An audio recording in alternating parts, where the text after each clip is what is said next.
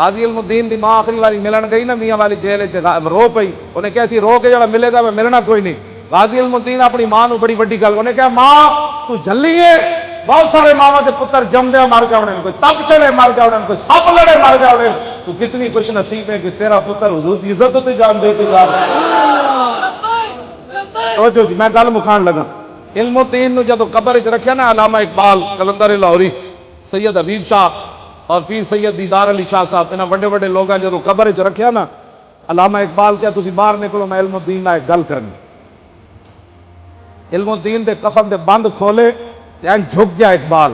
انہیں کہا علم الدین اور میں تیری وصیت پوری کیتی، انگریزاں تینوں لاوارساں دے قبرستان دفن کیتا میاں والی، تے میں شخصی ضمانت انگریز گورنر لاہور نو دتی کہ لاہور ہندو مسلم فساد ہویا تو تسی مینوں وہ بدلے مار دینا، لیکن عاشق رسول دی وصیت ہے وہ جنازہ لاہور آن دے. کہنے لگا میں تیری وصیت پوری کیتی، میں تیرا جنازہ لاہور لے آیا، ہن میری بھی ایک وصیت ہے جدو حضور تشریف لے آؤ تو میرا سلام ضرور دینا. بس اتنی بات ہے. پتہ ہے نا چھاڑ مار کے اقبال باہر نکلیا. اقبال وہ راز دسیا نہیں سی، اصل ہویا کہ اقبال نے علم الدین نے اقبال نے کیا نکل تو صحیح نہ حضور آن بھی تو صحیح نہ تو کی کرنا. اور چھاڑ مار کے جب باہر آیا تو پھر پیر دیدار پیر سید جماعت علی شاہ صاحب ہاتھ نپ کے کہنے لگا اور شاہ جی اسی تے گلا ہی کرتے رہ گئے، ترخان کا منڈا بازی لے گیا.